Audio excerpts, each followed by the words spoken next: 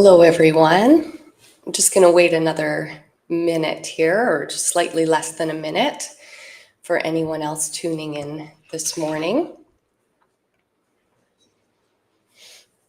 I hope everyone's day is going well.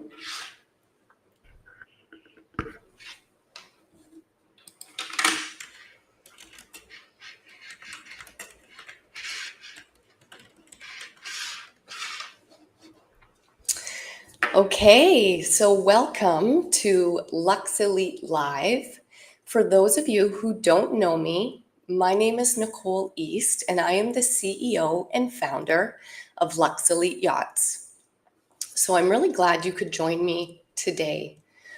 One of the biggest decisions that yacht enthusiasts face is whether to continuing to charter or really step in to ownership, yacht ownership. Chartering can often feel very simple at first, but season after season, the costs really do add up, and you're always arriving to a vessel that is just temporary. It's always someone else's yacht that you're using for a limited time. So when I first started in the yacht industry, I actually worked on the charter side. And I had a client who had chartered multiple times a year with us. And he absolutely loved the lifestyle. He loved the experience and especially the comfort of his favorite yacht. The crew knew who he was. The boat felt like home to him. And it really became a part of how his family celebrated life. One day he actually called me in a panic.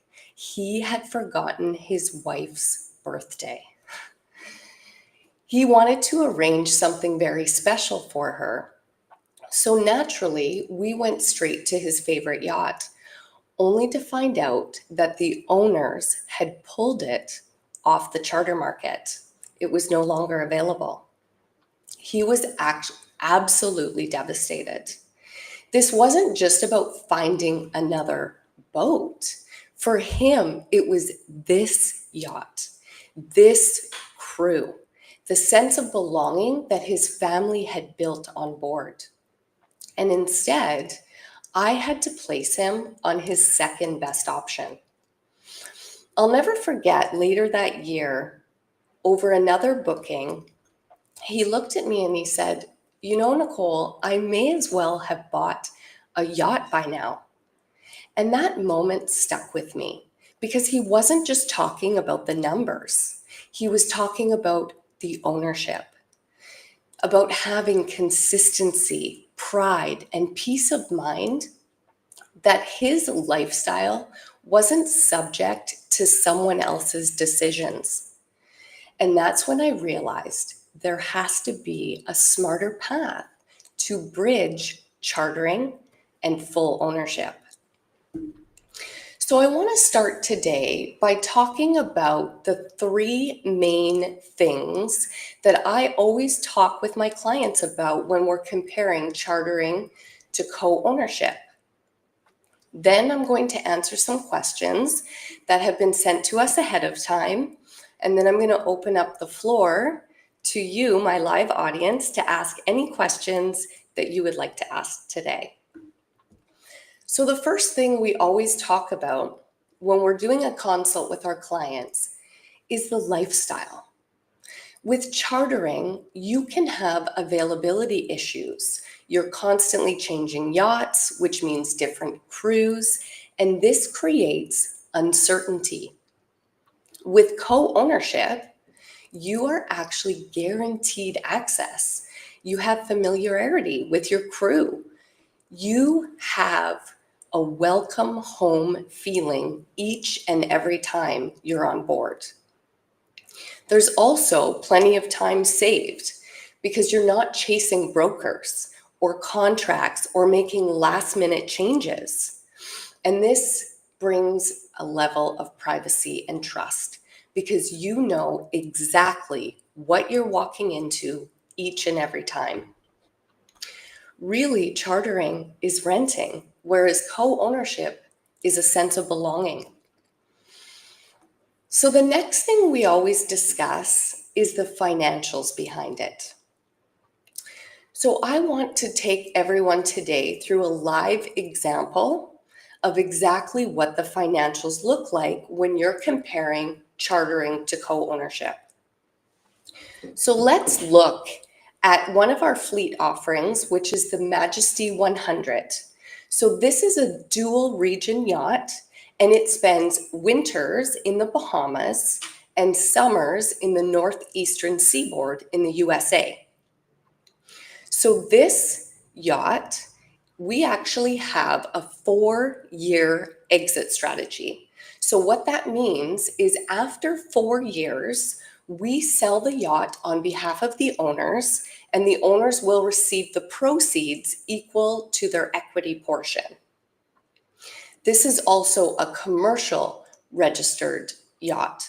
So what that means is you can actually rent out any time that you aren't going to use personally as the owner.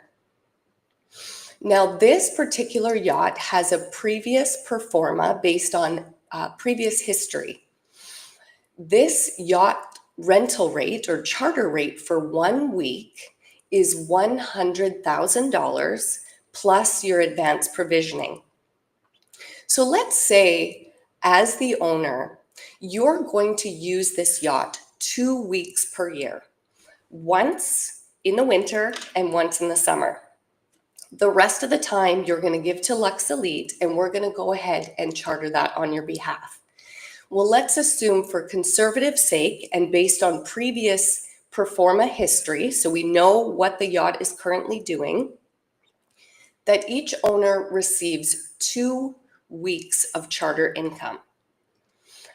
If we look at the share buy-in price plus the ownership costs, so these are things like your slippage, your insurance, crew costs, management, we subtract off your charter income. And then, of course, at the end of the 4 years, we subtract your depreciated resale value. Your break-even point on this yacht is 7 weeks over the 4-year ownership period. So that means if you're using the yacht 2 weeks per year, you're actually saving money. The ROI isn't just about the financials. The ROI is also the lifestyle. Chartering is an expense. Co-ownership is an investment. So the final thing I always like to talk about with our owners is legacy. When you're chartering, you're doing a transaction. There is nothing to pass down. When you co-own the yacht, you have a statement. This is our yacht. You are going to be creating family memories, and you're leaving a lasting story for your family. You've got the pride of ownership without the hassle of owning it outright. So yes, chartering buys memories, but ownership builds legacy. So I'm just going to go into some questions here now that were sent to us ahead of time. And then I'm going to open up the floor. So if you have some questions, please put it in. Now is the time. Some of the questions may get answered as I go through. Okay, so first question. How does scheduling work in co-ownership? So with Lux Elite, we do a draft style schedule selection. So what that means, if you are the first owner to purchase into the yacht, you are going to be the first one this year to choose your first 2 weeks. Then the second owner is going to choose, then the third, then the fourth. That will continue until all the weeks have been chosen. Now, on year 2, owner 2, who purchased into the yacht will be the first person to make their selection, and then that will continue just as in the previous year. So this ensures a fair and equitable system for all of the owners to have their first choice of weeks. Now, because there are quite a few weeks and we are finding our owners aren't using all of their designated time, even though they only own 25%, they still are very often not able to use all that time. Your yacht manager, concierge manager, they can actually swap with other owners. So maybe one owner was going to use a week for chartering.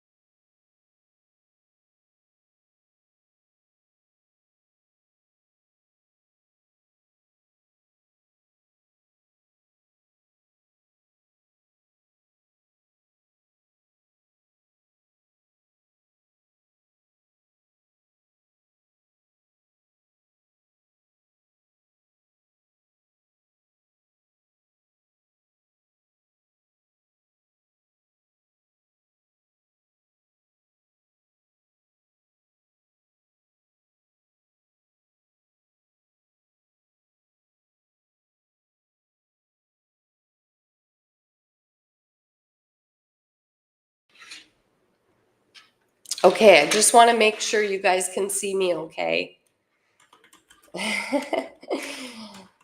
I am in Mexico. Sometimes the internet can be a little bit shaky here, especially in raining season. We've got these massive storms. I'm just confirming that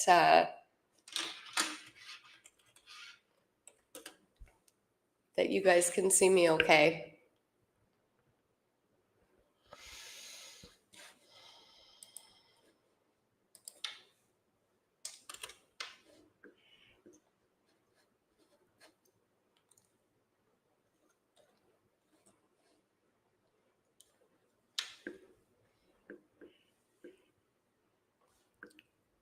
Oh no.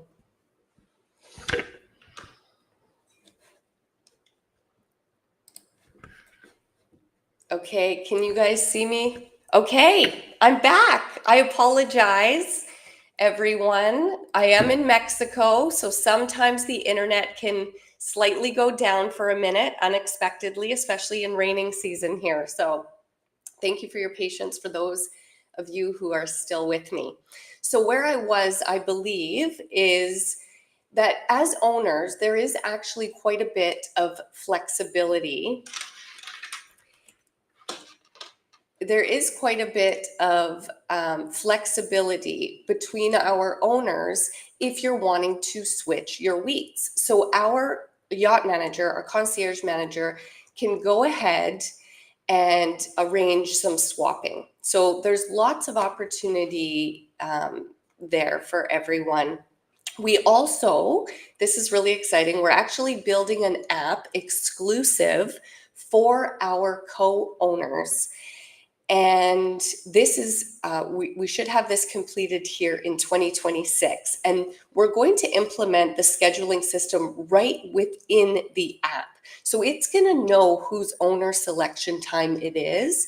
And then that's going to easily allow owners to also have the flexibility to deposit last minute weeks into the charter, but also swap between each other. Okay, next question. I hope everyone can still see me okay. How personalized can the yacht experience be if it's co-owned? So this is a really great question. When you purchase with us, when we do our onboarding with our owners, we always encourage our owners to give us personalized items to put on the yacht. So this may be your family's favorite photos. This may be your favorite pillow, anything that kind of gives you that comfort and pride. I mean, this is your yacht. So we will catalog and securely store any of the items for on behalf of our owners. And then each and every time that you come on board, we will put those items out. So you really have that sense of belonging when you arrive and you have those comforts. Okay, next question. What does resale look like if I want to exit my share? So we spoke about this. I briefly touched about this when I was speaking about our live example of the Majesty. So all of our yachts, depending on the region and the particular yacht, we have a designated 4 or 5 year exit strategy. If you're wanting to exit before then, that's no problem. You can exit at any time. What we would do in that case is we would actually offer it first to the ownership group, because especially with our commercial registered yachts, this another owner may decide they want extra time and extra charter income. So we'll offer it to them first. Then, of course, we have our own current network of clients who are interested in our product. So we would offer that up to them. And then you're always welcome to sell it privately or through a yacht broker of your choice. Now, next question. Are financing options available for co-ownership shares? So this is a great question as well. We get a lot of these questions. So now I'm speaking on behalf of my US clientele. So what we've seen a lot of them do is open it's called an S block. So it's a securities backed line of credit. And what this does is it allows you to open a credit line based on your securities portfolio. Now, it's my understanding that, well, first of all, I know for sure it's a much lower interest rate than what a yacht loan would be, for example. But from my understanding, it also doesn't trigger a capital gain, which is always a plus.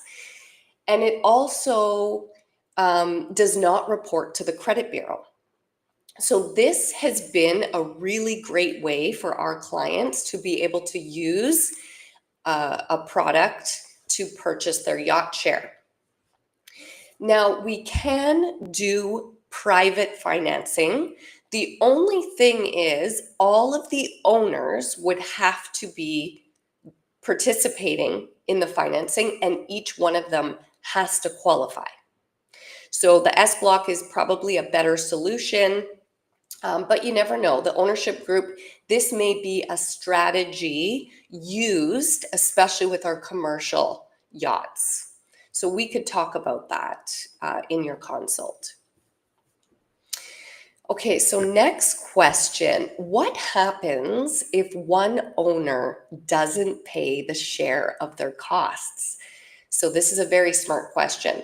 So in our operating and management agreements, after 60 days in delinquency, we actually can stop owner usage of that particular owner whose share is in delinquency. We also, at that point that we stop their usage, will take any charter income from their particular share and apply it to their outstanding balance. Now, after 120 days, we actually have the right to list the yacht share for sale.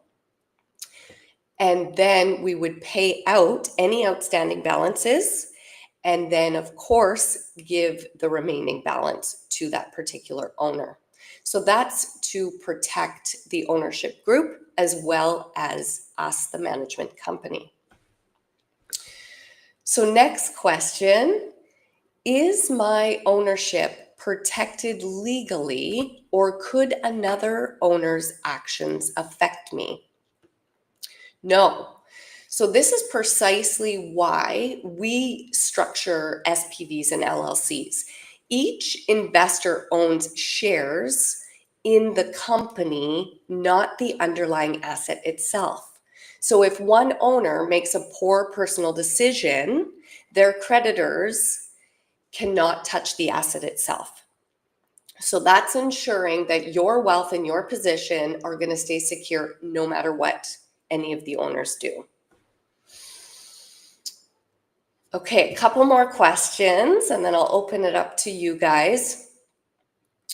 So the first one, so how do families share across generations? Can my kids use the yacht when I'm not on board? Absolutely. So this is exactly why you're buying into a yacht.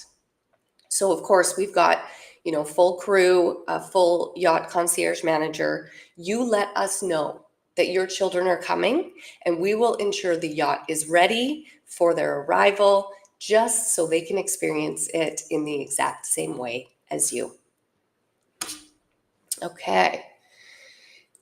Is there a path from co-ownership to full ownership if I decide I want 100% later? Yes. So this is exactly that bridge that I was talking about between chartering and co-ownership. If you're considering ownership, this is the sweet spot because you're going to get a taste of that lifestyle, that pride, that sense of belonging to a community. And if you decide after your 4 or 5 year ownership term that you absolutely loved the experience, loved the yacht, and maybe you're in the position now to take on full ownership, we are going to offer the resale to our ownership group first, of course. And if it makes sense for you to purchase it outright and continue in that particular yacht, great. At the end of the resale, this allows our owners to really make that decision. Are you going to go in 100%? Or maybe you just want to continue co-owning because it's a smarter path for your lifestyle. And if that's the case, maybe you want to invest in another region where Lux Elite is, or a bigger yacht, or maybe your life has changed and it's time to downsize to a smaller yacht. That's that's why we have that exit strategy, because that gives you the opportunity to make that decision at that time. Okay. I am just refreshing my screen. Okay, does anyone have any questions today?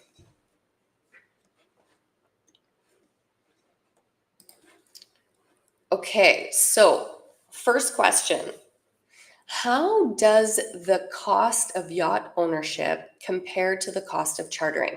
So we did talk about this already in our earlier example, but actually I do want to say something else on this. So any of our commercially registered yachts that we currently have, we have done performas. So this is based on whether if this yacht is currently in commercial status operating as a charter, we've got that history performa, or an equivalent yacht in the same region, we've figured out what that performa is.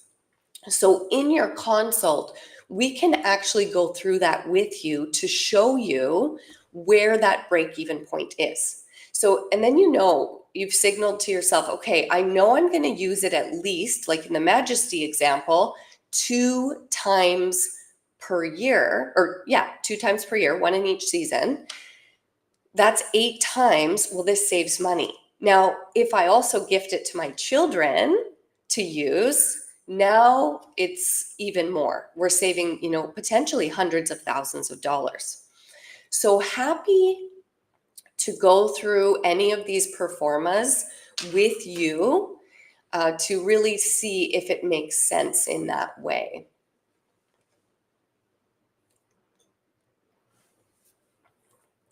Okay, we've got some great questions here. Hal, I'm using Goldman Sachs private banking line of credit. There you go. So we've already have one of our clients, Hal, and he is using the Goldman Sachs private banking.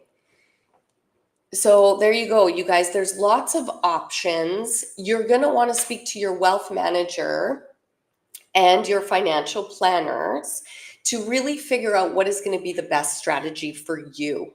Okay, because everyone's situation is different. Now, remembering also, this is very important, these are now commercially registered yachts. They're being used for business purposes. You're going to want to speak with your tax attorney, how that will impact you. Okay, we're also happy to have conversations, answer any questions that they may have to really help making sure we structure this properly for you and your tax situation. Okay, so I'm just refreshing. Okay, so next question. Are there hidden fees or unexpected costs in co-ownership that I should be aware of? So no, there's no hidden fees. With the fees, we outline all of the management operating expenses each year at our annual general meeting. We're very transparent to our ownership group.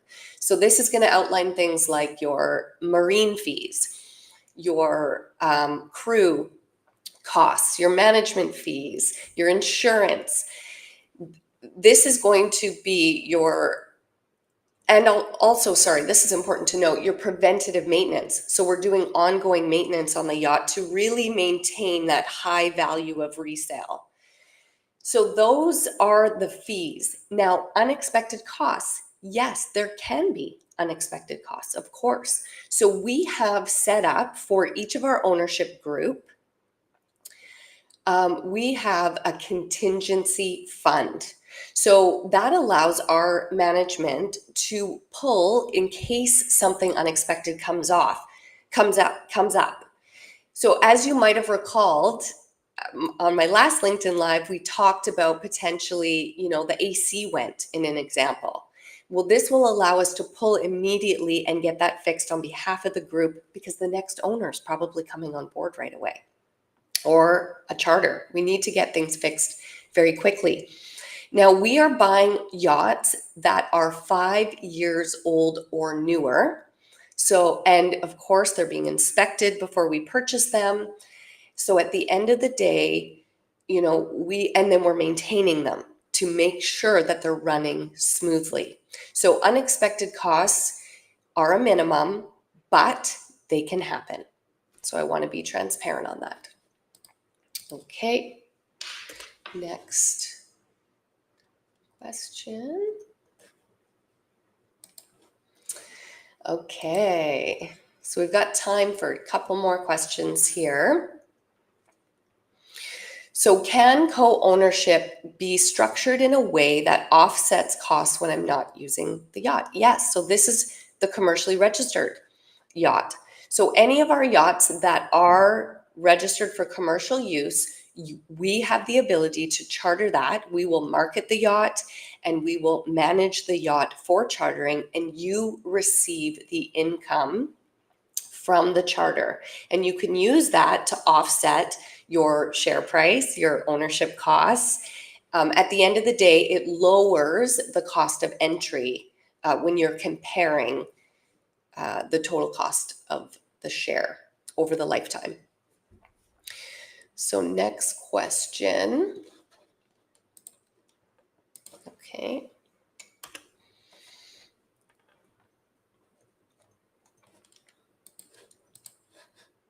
Okay. Who takes care of crew management, maintenance, and upkeep in co-ownership? So in our model, so not all are equal, so just be mindful of that. we offer an entire white glove service. So Lux Elite Yachts has a yacht concierge manager for each one of our yachts. And they are responsible for the crew, the maintenance, the upkeep. They are your personal connection. So anything you need, you've got a direct line to them. And that's how we ensure that things are moving smoothly and that owners really don't have to communicate to each other unless they want to. This is us acting as a third party with the best interest of the co-ownership group, the ownership group. Okay. So I'm just checking here if there was any last minute questions. You guys, my computer is not. Okay, I've got a question. So one more question here. What is the tax advantage versus depreciation? What are the tax advantages versus depreciation? So when we have commercial registered yachts, you of course can set this up for many tax advantages. But as I said, I am not the expert in regards to your situation. So you're going to want to speak to your tax attorney, your CPAs, and let them know that this is what you're looking at doing. And then we can work with them the best way to structure this.